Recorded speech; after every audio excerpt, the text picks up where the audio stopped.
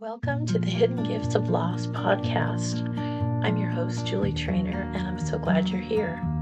In April of 2020, in the beginning of COVID, I lost my mom to pancreatic cancer. Just a year later, my dad passed from COVID and heart failure. It was a challenging year on so many levels, but I was surprised to find unexpected hidden gifts like healing, support, and forgiveness along the way. Even in the aftermath of their deaths, I've continued to receive gifts from my parents as if they're still here with me. And I've found that many of us experience blessings, awakenings, and miracles even as we process the grief that comes with loss. I'm not here as a grief therapist, and I don't have any magic answers, but I have found that being able to talk about my experiences was the most healing thing for my own grief. So I decided to create a safe and sacred space for others to share their stories. So please join us as we honor the memories of our loved ones by telling their stories. It's my sincere wish that you find hope and healing here. Thanks for listening and embarking on this journey with me. Hi, welcome to the Hidden Gifts of Loss podcast. I have Madeline Anderson Balmer joining me today. She's the host of the podcast It's All Creative, and she's a competitive singer. And we met through a Stacy Lauren Do the Thing challenge. That's And yeah, and so she is going to share with us. She's had quite a few losses, and she's going to share about her parents and father-in-law. So how you doing?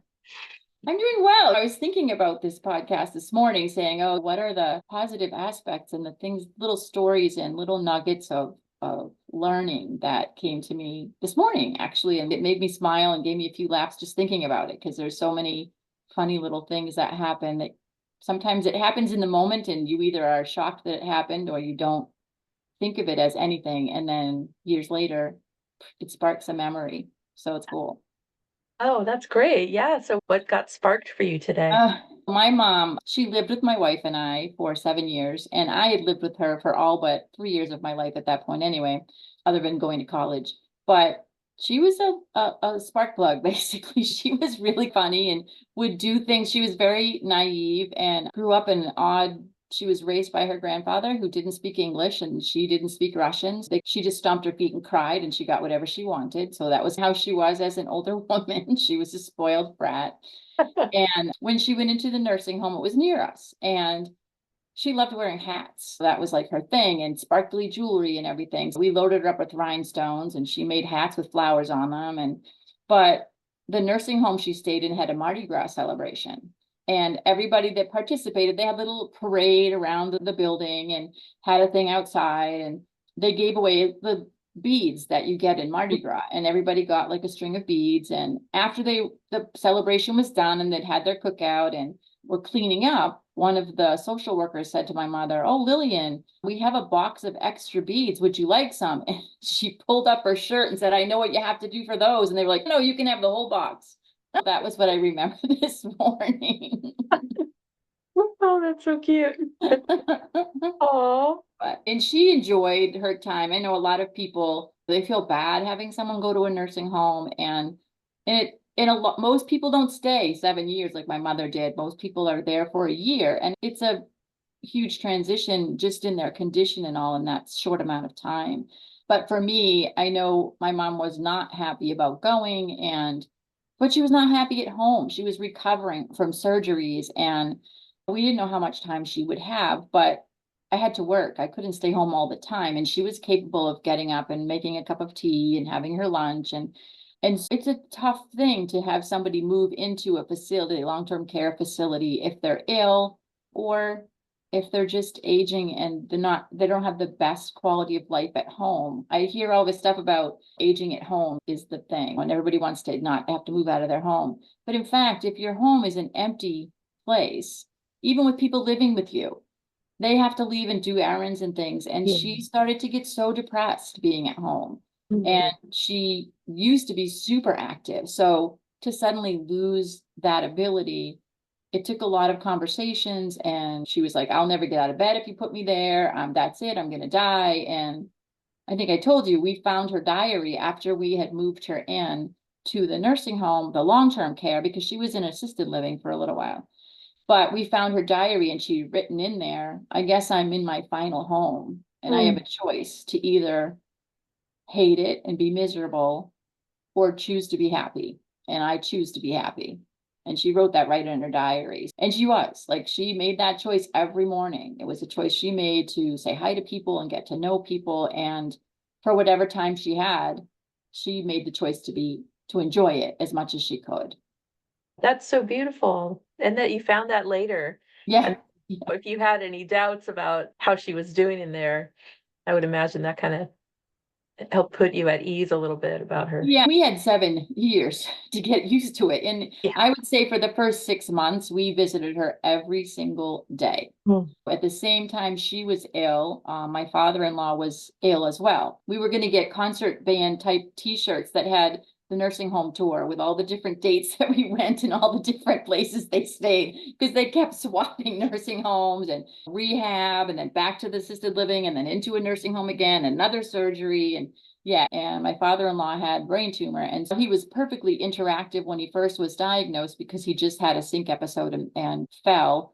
As time progressed and they had done his surgery and it didn't go the way they thought it would, he was in and out. And so he would be in a hospital, in a rehab, in a nursing home, back in the hospital, and going for different kinds of treatments. And it was a crazy time for us, obviously for them too. But when you're trying to provide the best care for somebody and you're feeling torn up inside because it's someone you love and you hate to see them going through all of that, you have to laugh somehow. You have to actually give yourself that chance to just dark humor, or what we did, which is an odd thing that we really got into, because this was back in 2009, 2008, 2009.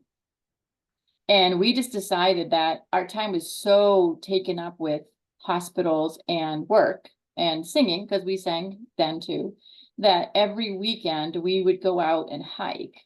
And I was going to be 52. And so we had picked out 52 state or national parks within a 100-mile radius of our house.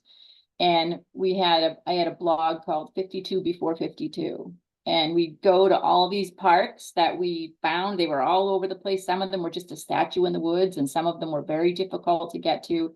And we went out hiking with our dog, and I did a review of the parks and if they're pet friendly, if they were like walker friendly. We took my mom sometimes, she would go in a wheelchair, and we put down if they were wheelchair friendly and what the conditions of the trails were. And then we'd have them recommend a place to go to lunch afterwards.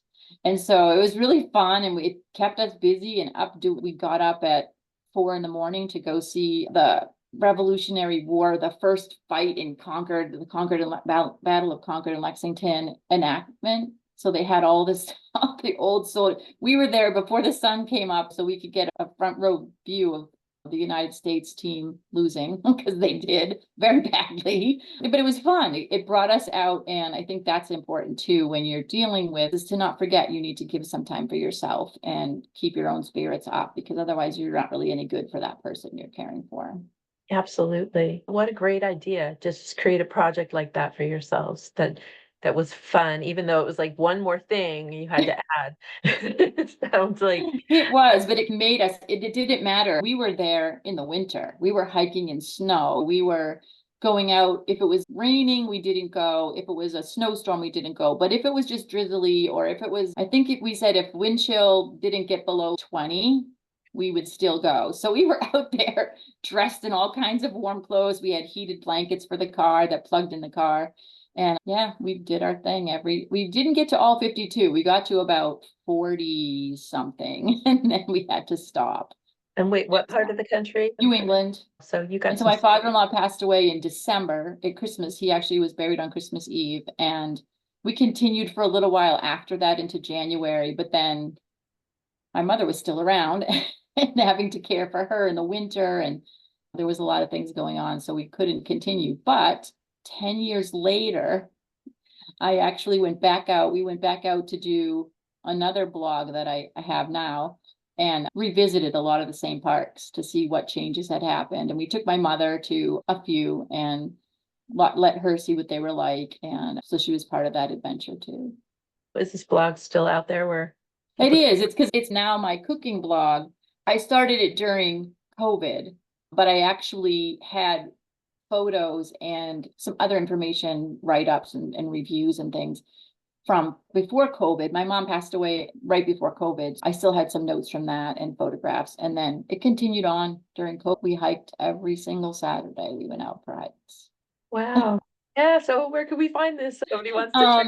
That one is under madtastes.com, madtastes.com. And Okay. it's actually a cooking blog, but it's also reviews wineries and restaurants. And I have some live videos of myself cooking on it. And yeah, it should be growing, continuing to grow. I slowed down, to be honest. When we moved, I have tons of recipes to put out there, but I stopped putting them up, and I was combining them with tricks. For example, about a month ago, I went to a local place that grinds their own flour, Mhm. and they have a bakery. So we went there, and I went in and talked to them about purchasing flour and kitchen ingredient. They have kitchen utensils and things, and then you can have sandwiches and try their breads and bagels and things. We did that, and we hiked around the little neighborhood because it's in downtown Buffalo. And yeah, that will go in there. And then I came home and I have some locally ground flour from another location, and I'll use that and try to tie it into some kind of a hike or something like that. What kind of things do you like to cook? I cook everything. Right now, some of the ones that my friends want to buy are my biscotti. So there's a biscotti collection in there. It's an article with a basic recipe for biscotti and then all different ways to vary it, depending on what you want. I've done cheese with spices. I've done lemon and ginger with candied ginger in it. I've done cinnamon, Oh, chocolate chip, coconut, all different kinds. that's so good. So I do that. And like that's something that it made me laugh because my mother would love my cooking, but she was a terrible cook.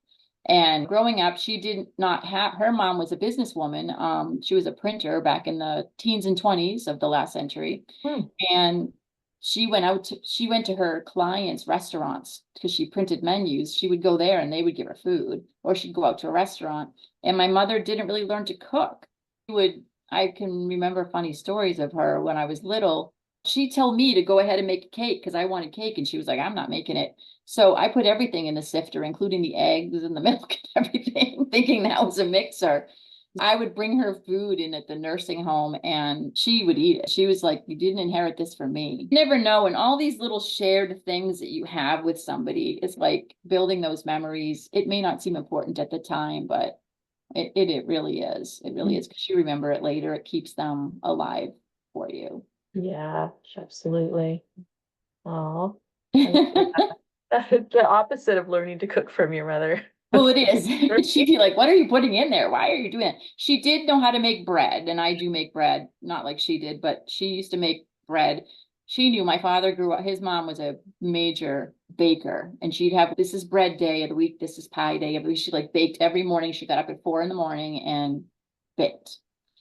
And so my mother spent a little time with her before she passed away and learned a lot of her recipes, but she was into experimentation, but didn't quite have the science behind all of it down. So it was funny. It was totally funny. Oh. But those little kinds of things that you remember about people. And with my father, he was a shy man and he had cerebral palsy. And he always told us growing up that he would never reach 75. That was just his thing. He always told us that he would not make it to 75. And he died a month shy of his 75th birthday. So whether you put that out in the universe and you get what you, or he just had that belief that he wasn't going to be an old man. Now his father lived to be 90. So it's not like he had longevity in his genes, but he had a lot of illnesses. He had Parkinson's disease, which was very difficult to get diagnosed. But I bought a house and my parents were both ill when I bought it, and they moved in with me. My mother couldn't dress herself or feed herself or anything because of the stress of dealing with my father. Oh no. And she didn't want to listen to him breathing at night. He would stop breathing and I'd have to go in and wake him up. And so there was a lot of stress when I was working full time and going to grad school. And so how do you do all that while you're caring for people? And my father was he had a good spirit about it. I never would have thought he was the strongest when his life was really ending. He just pushed through everything and put up with it. And the doctors told me he needs to go in a nursing home. He has way too much medication for you to care for him. When I had promised him I would take him back home. And so I went in to talk to him. He was at the VA hospital. And I said, they want you to go into a long-term care facility because there's going to be so much to take care of. It'll be very difficult for us to have you at home. And he just started crying. He said, you promised me. So I went to the doctor and I said, I'm taking him home. He'd been in the ICU for 4 months. He had lost the ability to eat. He had to be fed through a feeding tube. He had about 20 medications to be given to him every day. And I had a nurse come every day to take care of him. I had an OT and PT to work with him. He did not want a bed downstairs in the house. So every night I'd have him turn around backwards to go up the stairs to his bedroom, and he would sit down on the step and then push himself up one step at a time. And then I would coach him at the top of the stairs how to stand up, holding onto the walls and get himself to his room. And I can't say he didn't fall. He fell and he'd be lying there. And I'm like, I can't pick you up. I'm too small. There's no way I can pick you up. I could just tell you where to put your hands and then how to balance yourself. He fell in the bathroom a few times, split open his eyebrow. We took him to the ER. And you'd think they would ask us about, was he getting beat up at home? Because he was in there a lot and nobody asked any questions. I was like, this is shocking. But we would leave the room and they would ask my father, and he's, yep, I fell and I hit the toilet. But he did not want to be in a bed. He wanted to be able to sit up. So we got a wheelchair at the bottom of the stairs. He was home for about 2 months after that we took care of him before he got pneumonia again and he passed away. But my God, I dragged him everywhere. I had a foldable wheelchair, which was hard for me to fold and put in the back of my car, but I did. And I had a 2-door.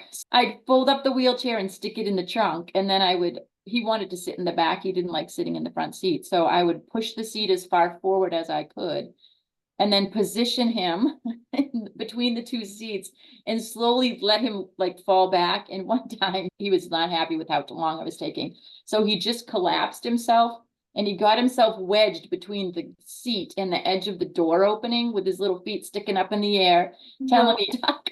And I couldn't get him out. And I was at a big shopping mall. So I had to go find somebody in the parking lot and say, can you help me get him out? Because he's stuck. He's wedged in between that seat in the back of the car. This very nice guy, do you need help with anything else? I'm like, no. He goes, do you need to go into the mall? No, we just came out of the mall. And yeah, but my father just pushed through. He would just sit in the back seat of the car and ask me to eat. Here's a memory for you. He did it in the back of the car, but he'd also do it at the grocery store. He'd ask me to buy an Almond Joy, which was his favorite chocolate candy bar. Okay. And he'd ask me to eat it and breathe on him.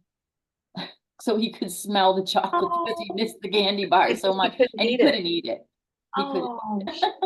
And if he put it in the feeding tube, he couldn't taste it. And I actually asked the nurse at one point, could we put some club soda in there so if he burped, he could taste it? And she's, wow, that's creative. But no, you can't do that because that would be defeating the purpose. Yeah. Oh my God, Madeline, you've just been through it, but you had such a great attitude about it. What else are you going to do? Yeah, you grieve during that time. At the same time, you don't sit there with the person and cry with them because they want to enjoy what they have left and not focus on the unknown. But you still do what you can to make their life, I did anyway, make their life as active as possible. With my father-in-law, his brain started to go downhill they couldn't get the full tumor out. They just reduced its size, but it slowly destroyed his brain. And so his personality changed. He became combative to some extent, not with us, but he would forget things and we would joke around. We'd play dominoes games with him and things like that he could do easily. And my quartet came in the morning, breakfast time. We drove to New Hampshire and sang for him and a bunch of his buddies. And they didn't know who we were, why we were there. And some of them were yelling while we were singing and stuff.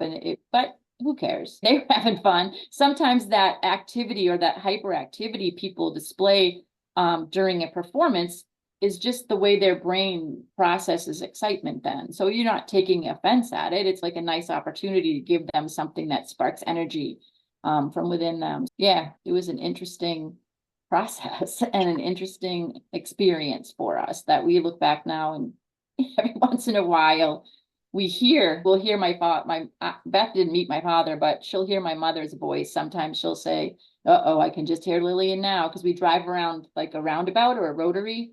And we used to take my mother for drives in the car when she was pretty ill. We would put her in the car and take her for a ride. And we would just go the mile to the intersection that had this big, huge rotary. And then I'd basically gun the engine and drive around the rotary, and she'd be like, wee, in the back seat. She was on a roller coaster. And now when we go around those kinds of curves, we go wee when we're going around the curves, because it's the same thing that she used to do.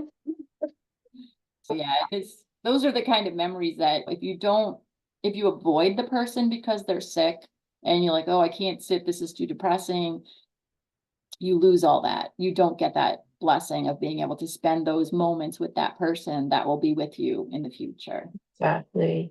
And what a gift that you gave them at the end of their lives to get. It's really amazing. But like you said, because of that, you have all of those little memories that to hold on Yeah, to. And I think if I feel like people will struggle more with guilt if they didn't show up for that person. you'd think so, but I I have hear three stories. siblings, Yeah, and yeah. Your they siblings. did not live locally. And well, one of them did, my brother, and he actually worked about 5 miles from where my mom was in the long-term care facility. And I think I could probably count the number of times he stopped in to see her on one hand, maybe two, in a 7-year time span. Oh, wow. Because he Interesting. didn't want, he's busy with his stuff. And I think my other brother, who, when he knew my mom only had a couple more days and he was here, he was, well, not here, but he was in Massachusetts visiting us.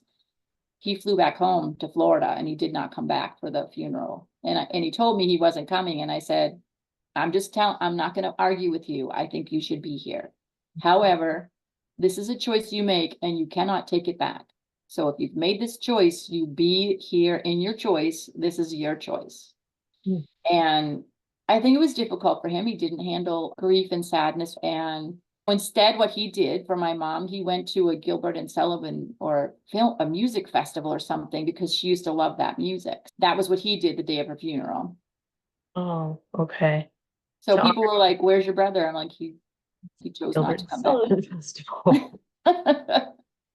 But yeah, so everybody deals with it differently, Yeah, and absolutely. I can't disrespect their choices. Mhm. It's their choice to make. I wouldn't want someone else telling me. All I can say is you don't get to do it again. Yeah, really said. If you're okay with that and you don't have guilt around it, or if you're okay living with guilt, okay. Yeah. Oh, fascinating. Yeah, how everybody deals with it differently. Now, Yeah. my brother was he lived where my mom and dad lived in LA, Mhm. but I had taken time off work to stay, and it was the pandemic. There wasn't anywhere else I could go anyway. I had to be there with her. I wanted to be, but I know for him, he was working. His son's kind of special needs, and at the very end, he just said, "I don't want to remember her like this. I Yeah. want to remember her the way she was 2 weeks ago."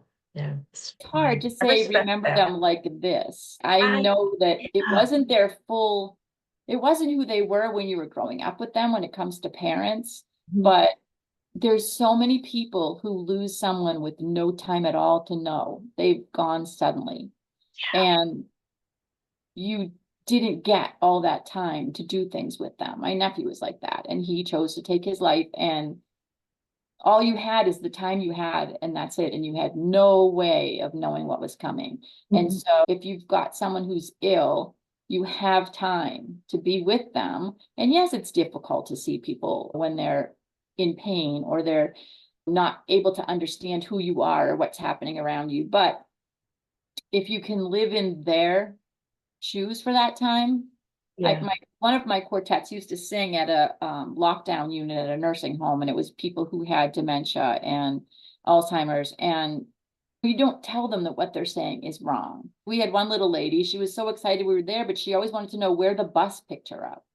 Now we were already there, we would talk to her, but she wanted to know which bench to sit on for the bus to get her to come to the concert. Mhm. And so we just told her, well, this bench right here. And then the Yeah. nurse and so she sat there and she was perfectly happy and excited. And a minute later, they come and get her and bring her into the room. But you just don't know what people are seeing or worried about or communicating. They're thinking of an old memory and confusing it with a current memory, and just letting them be where they are and respecting where they are, I think is a comfort for you too, because you're doing what they would want. Yeah, that's such a good point. When my ex-mother-in-law she lived to be 96.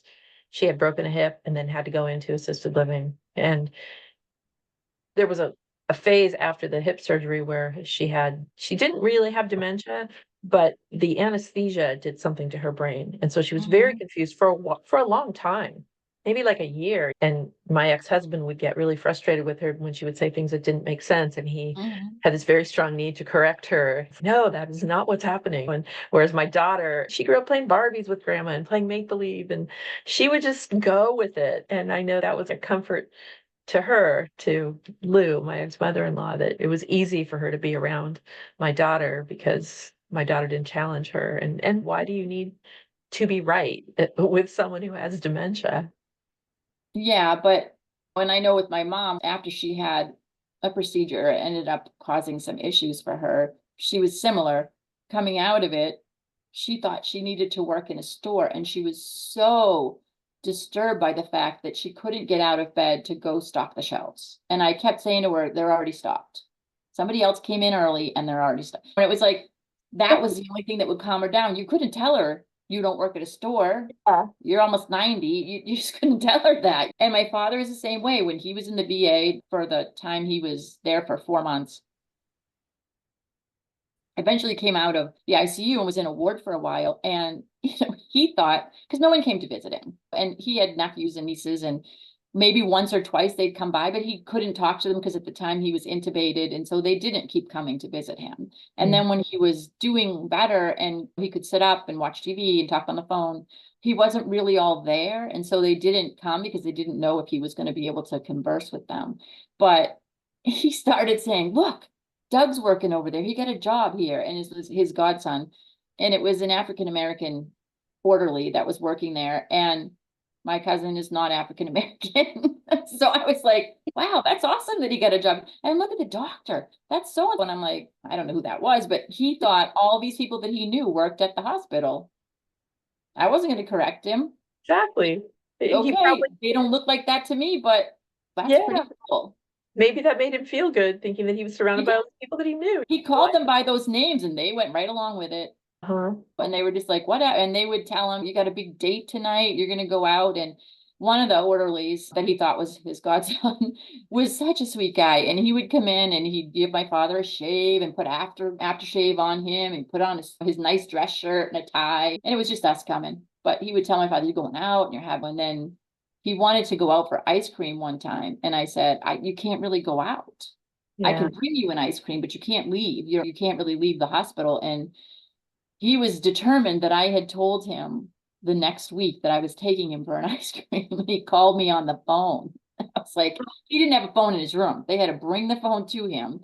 And he called me and he said, where are you? I'm like, I'm home.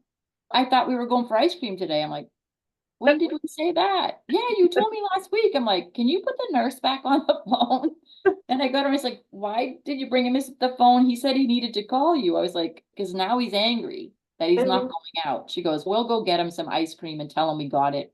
And he was asleep in the car. So they just told him he'd gone, he missed the ride, and that's all. He had a good time, and here's your ice cream. Oh, wow. Sweet. Oh my God. Yeah, dementia, man. What a trip. I remember my It grandmother is. lived into, oh, she was in a facility for 12 years, the last 12 years of her life. And she didn't really seem to know any of us when we would go. And granted, I did not go that often because I didn't even live in Ohio for part of that Right. time. When we did go, she didn't know who we were, but it was interesting because I took my daughter, and my daughter had never met my grandmother. My daughter was about 3, and Mhm. she and my daughter just bonded. It was amazing. Wow. They just looked at each other. My daughter was usually shy, but no, she just went right up to Grandma Pearl, and Grandma was so excited to see this little girl. And you just don't know what's going on in there. And I know for part of that time, right around when my grandfather died, they brought Grandma to the funeral, but she kept trying to leave because she said she had to go home and make dinner, that she had small children at home. Yeah, you never know what you're gonna get. And you could have like my mom flashing everybody to get some beads, or you could get someone who's just, they're all about food. And that's where they're and you can't make somebody be the way you want them to be. They are who they are. And you find out as illness progresses or age.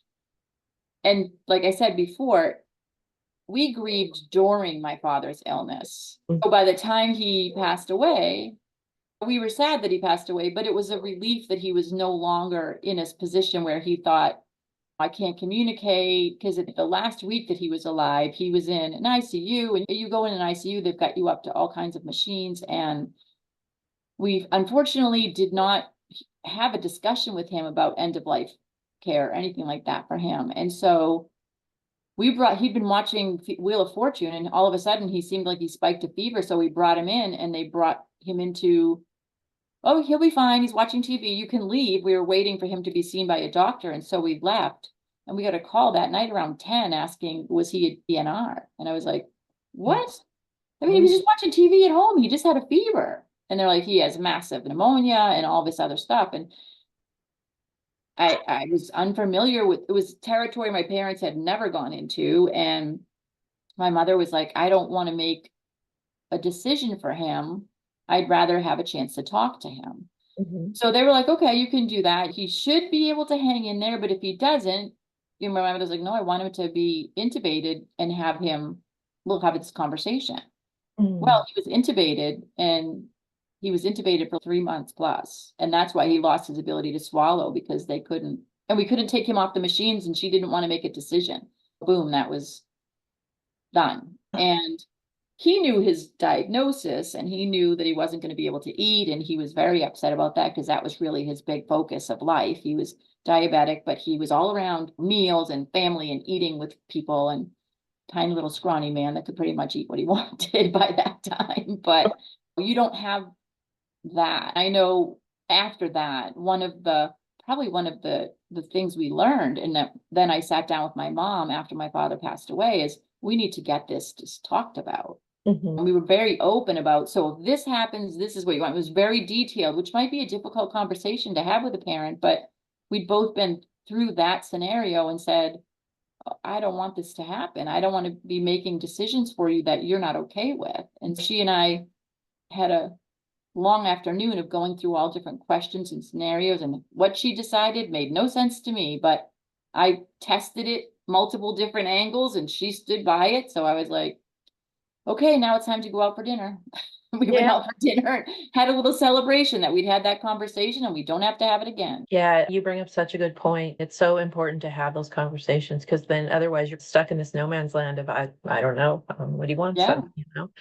And it's that's something, if I could bring awareness to people with this podcast, that if you're not comfortable having the conversation, then find somebody that can help you facilitate it, get it in writing, so that you're not, because we don't know what's going to happen, but especially Yeah, we went through a workbook, and it Oh. had different scenarios, and we just talked about it. And I'll give you an example of a bizarre decision my mother was like adamant about. If she got sick, she did not want any medication. She said, if I'm sick, it's my time, then just don't give me medication. I'll just die. And I'm like, okay, but if you get cancer, Yeah. you want treatment. Yes. What? I was like to her, so if you got a strep infection, somehow got a strep infection, because strep throat, whatever, you could get a strep infection. You don't want any antibiotics. You don't want anything like that. Nope, because then it's my time to die. I said, but if you get diagnosed with cancer, you want to go through surgery and chemo. Yes. Because that's fixable. I said, but so is the other one. If you take medication, no. And I asked her all different ways. If you went out in like the garden at a nursing home and your finger got pricked by a rose and it got infected and it started to give you blood poisoning, you don't want treatment. No. Wow. Okay. I was just like, and even in the moment, one of her doctors, when she was in the nursing home, noticed she had what she thought was a mass in her abdomen. And I said to the doctor, I think it's just scar tissue from an injury she had when we were little. And I remembered it. And they wanted to do a scan to make sure. And I said to my mother, Do you want the scan? Yes. I said, so if it's cancer, do you want surgery? You're like in your 90s. Yeah. Yeah. Yeah, I She do. did. Wow. Then let's go get the scan. Come to find out it was scar tissue, just like I thought. Yeah. But I was like, wow, even in the moment, she's standing by that belief. So Dang. It's really what she wanted. And then as it turned out, what did you ever get into a situation where where medication that's interesting would have helped? because I never heard of this before. But when she went in for that, she went in for a blood transfusion because again, she was fine with blood transfusions. She needed blood. I give me blood. She didn't want to be let to die for that. But I took her in and they tested her and I don't know what happened in the hospital, but they were like, oh my God, she's having a heart attack. I was like, oh my God, she came in for a blood transfusion. She's been fine. She's talking to you. How can she be having a heart attack? You don't know. So that was like a bizarre turn of events. But she, at that point, I'm sorry, what was your focus of your question? Because I know Well, I'm saying because she didn't want medication for certain things, and oh, so was there ever a scenario where, yes. yeah, she So did? we did all of this and she wanted treatment for all of these things. And so she stayed overnight. And then the next day she had dementia, which was when she thought she worked at a store. And then she stayed a second night. And then we were bringing her back to the nursing home. And the social worker called me and said, she settled back in her room. You can come by. I need to talk to you about something. So I went in and she said, so she's a DNR. And I said, no, she's not a DNR. I said, there's certain criteria for which she would be and others that she would not. So I wrote very specific, which they allowed us to do. You can have DNR, which means nothing at all, or you can have DNR in these situations. So I had done that. They said, do you know that she's now a DNH? And I was like, what the heck is that? What's a DNH? A DNH is do not hospitalize. And when she got back to the nursing home after that scenario, after that episode that she had, the hospital sent her back with a notice that they were suggesting she be a DNH, which meant if something happened, she would not be taken to the hospital. And I was like, what the heck? I can't even believe that a hospital would have that because don't they have people that are like high on drugs and have to be like tied down to stuff and people that have mental health issues that act out? All she was doing was she was upset because they left her on a bedpan for 45 minutes and she wanted it taken out. So she was yelling for them while Yeah. we were there and no one was coming in. But no, they said she was not suitable for DNH or not suitable for being hospitalized because of her behavior when she kept trying to get up when they told her she had to stay in bed. And so I said to them, I've never heard of that before, but I don't agree with it. I said, because she needs blood taken on a regular basis, and you guys have been taking her to the hospital. And they said, we can actually do most of those things here in the nursing home. If she needed a blood transfusion, we could call the hospital, they would send it over, we would do it here. If she needs a blood test, we can have her doctor come in and do them here. A lot of this stuff, she didn't need to be hospitalized, even though she had been hospitalized in the past. But I said to them, so if she breaks a bone or she has a gash, she falls and like gashes open her arm and it needs stitches. And so you need to have her to go to the hospital. I want her to go to the hospital. So they wrote the note so that even though the hospital said DNH, it was their suggestion. They don't get to say someone can't come in. Mhm. And so I had to write out a list of the things that she could be hospitalized for, taking into account that the hospital itself was saying, we don't have people to handle somebody like this, which I thought, I didn't even realize that people, when they get elderly, people are saying, no, they can't come to the hospital. Yeah. It's like they're targeting them or something. Yeah. So Wow. it's just weird. So that was really shocking to me. I never even heard of that. And I still don't understand it because you think you're injured, you're sick, you should be Yeah. able to go to the hospital. Yeah.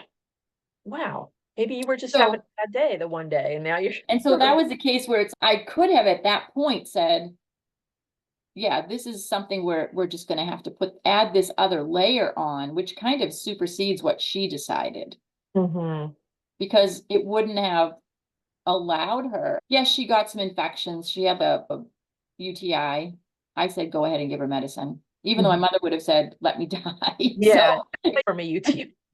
I was just like, I don't think that's what she meant. So go ahead and do the medicine. And at that point, I had medical proxy over her. So I was like, just give her what she needs to clear that up. Because putting Yeah. salt in your coffee isn't a reason to die. It just was weird. So those kinds of things, at a certain point, your medical proxy needs to be someone that was looking out for your best interests and acting from your wishes, respecting your wishes, but also in your best interest. Mhm.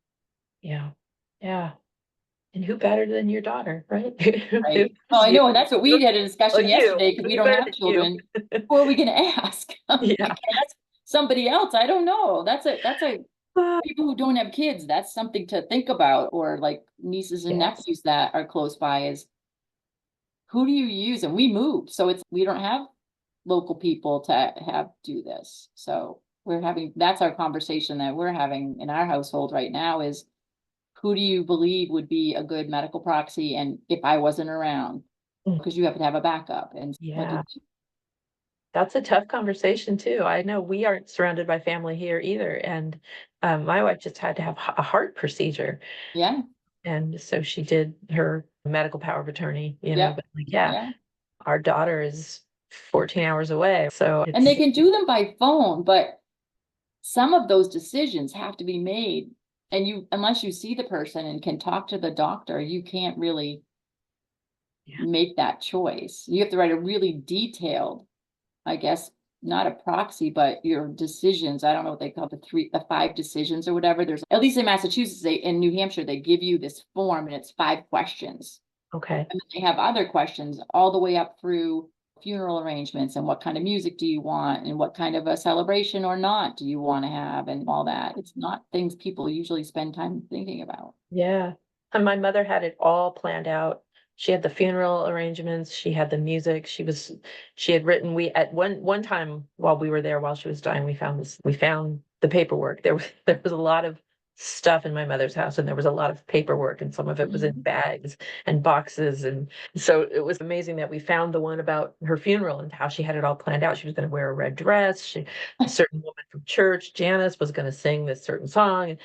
And then as it turned out, it was COVID, so Oh, there yes. was no funeral there, and there was no burial because they were cremated. The fact that the best laid plans, right? You do You your try. best to honor Yeah. people's wishes. I know with my mom, I told her when she went into the nursing home, I said, Mom, a part of the process of getting Medicare and everything, because she didn't have enough savings for 7 years of a nursing home for sure. Oh, who does? Geez. I'm like, we're prepaying your funeral. So I'm going to talk to you about this once because she started shaking. I'm like, I want to make sure that we are making choices for you that are okay with you. And so she told me which church she wanted, which she'd never been to. So I don't know how she picked it. Maybe she thought it was pretty. And I picked the funeral home just because I knew someone who knew the person who owned the funeral home. But I said to her, I don't want to be like morbid or anything, but do you prefer a type of wood for a casket or a color? And she goes, I look good in pink. I said, all right, that's all I need to know. Done. So I went in and I picked everything out and I picked a pink lining for her with like Oh, velvet lining. And then in the day after she passed away, my sister and I went out shopping for her for clothing. oh, And we just had so much fun imagining what she would think when she saw the pink suede shoes we found on sale. They were perfect for her. oh my And a beautiful soft pink sweater. We picked out jewelry for her. We picked out all these things. Everything was on sale, I will say, but she loved a good sale. oh my And we felt so good about it. And it was a time to share together because at the time my sister didn't live nearby. And just being able to pick different things and what do you think of this? Do you think she'd like this? And that was a nice piece of the process for us of saying goodbye was to pick that clothing out for her and had it be something that maybe was a little bit flashier than my mother would have spent money on, but I know she would have loved it, yeah. you Oh, know. I love that. That's awesome. It was fun. Yeah. And those are the kind of things, as you say, when someone's cremated, it's not quite the same thing, but still there's stuff you can plan and after the person's gone to help you to say goodbye. Mhm. But I know with my nephew, he was cremated, but it was quite a while because there was some stuff people had to investigate as far as what the cause of death was and all. So there was some time before there would be a body to cremate. And his mom didn't live nearby. My brother was there, but was really upset. And he's the one that didn't come to my mother's funeral. So having a funeral was not something he was going to do. Mm-mm. And so we had a beach picnic and Oh, invited people that he knew and had all of his favorite foods and listened to music that he loved and spent the evening down in Florida on one of the beaches that he loved and just spent time together talking about memories and things like that. And it was just really immediate family that was there. And then some kids from the school that he went to a charter school for art and music, the chorus that he belonged to wanted to do a special dinner for him. And so that's how they remembered, and because there was no formal event. And so they did their own things and just talked about him and actually did a fundraiser to do a memorial for him and stuff like that. Yeah, you've got to find your own thing. It's not just, it's different for everybody. yeah. Yeah, you can start a podcast. Yes, yes, you can. And it'll help people. You Exactly. know, everybody has their way of going through grief. And Mhm. I hope that they find their way through it and find those bright spots. Yeah, me too. And it takes time sometimes, but even like you said, you and your sister shopping, that's great. Yeah, How yeah. fun. I know my mom, there were so many things to go through in her house, bags and Mhm. boxes. And we found a bag of gift cards, a lot of gift cards that she had been saving. And so I remember the night, and we'd been doing all the cooking because it was COVID, right? And so Mhm. the night of the day she died, which was 4 years ago, April 30th, we found some gift cards to the Cheesecake Factory. It was only takeout back then, but we were like, you know what? Let's just get a bunch of food from the Cheesecake Factory and have dinner and get a whole cheesecake. That was another hidden gift from my mom, and it literally had been hidden in the closet. So Yeah, that's pretty cool. That's a good idea. I'll tell you one huge hidden gift that we got from my mom. Um, and it happened a little bit before she passed away and then definitely afterwards. We had a big house and a two-car garage that had a big workshop in the back and stuff. So there was tons of space and it was positioned such that you really couldn't get into it with a car. The left side you could get into, the right side you really couldn't drive a car around the corner to get in because another house had gone up in front. And so I said to her, you're not driving, so that's your side of the garage. You can put what you want there for storage. And so she did. She had piled floor to ceiling these boxes. And I'd ask her and she'd say, oh, it's fabric to, she used to make stuffed animals and things. And then I'm saving this and I got that. So I'm thinking the whole side of that garage is like filled floor to ceiling with her stuff. So when she passed away, or actually before she passed away, we said to her, now that you're here, you probably don't want all that stuff. So we're going to start going through it and like what's there and see what you want. Because the nursing home, the senior center near us, had a little store and they sold a lot of craft materials. So we would bring yarn down to them and things like that. When we started digging into that big, huge pile of boxes, one by one, we'd open the box and it was empty. We'd put it aside. And then we'd open the next box and pick it up. This one's empty too. Probably 50, 60, 70 cardboard boxes stacked, literally filling the whole bay of the garage, and they were all empty. So I went to the nursing home and I said, because we only opened a few before the rest of them. And I said, Mom, what's with all the empty boxes out in the garage? She goes, they're good. I was like, good for what? She goes, you never know. I was like, oh my God. So after she passed away, we did find some things you have from when you're little and your mom hangs them on the fridge and then puts them away. So we did find a few of those things. But for the most part, we were very happy to find that we did not have to go through anything in those boxes because they were all empty. wow, that is a huge hidden gift. And we had boxes to pack in because we were getting ready to sell the house. Boom, there you go. That's perfect. Wow, I would have loved to have found a couple of empty boxes in my That was Oh just my God. crazy. I'm like, I I love kept that. looking at those boxes every day, dreading having to go through them all, and we didn't have to. That's very cool. So it's a surprise. You just never know. But if you show up and you're paying attention, the hidden Yeah. gifts are there. Yeah. Oh, so cool. Your mom sounds like a hoot. Oh, she was. She was. We tell stories about her when she was in her late teens, early 20s. She actually got a job as a stripper. She I didn't love. know it was a strip club. She thought it was a dance club. Oh, So she brought her tap shoes and was ready to dance. that's perfect. Oh, good stuff. for sharing all. Those are just wonderful stories. Very Yeah, I cool. think the biggest point that I would leave with people is to not run away from that perceived grief or that sadness that comes before someone's gone, because that's a valuable time. And you may not realize it till later when you Mhm. look back at those stories, and it makes you smile and makes you feel like they're there with you. But it's a time of celebration of somebody while they're still around. Even if they don't see the same thing that you're seeing, you still need to be aware and see that time as a gift. It is. That's absolutely so well said. And it is a gift. And like you said, this is it. You can't go back. It's gone. Okay. Thank you so much, Val. This has been a real pleasure Yeah, this has been great. hearing about your Thanks for mom. inviting me. Yeah, absolutely. You've been listening to the Hidden Gifts of Loss podcast. Thanks so much for joining us. If you or someone you know has a story of hidden gifts that you'd like to share, please head over to the Hidden Gifts of Loss Facebook community and leave us a message. I hope you have a day full of hidden gifts.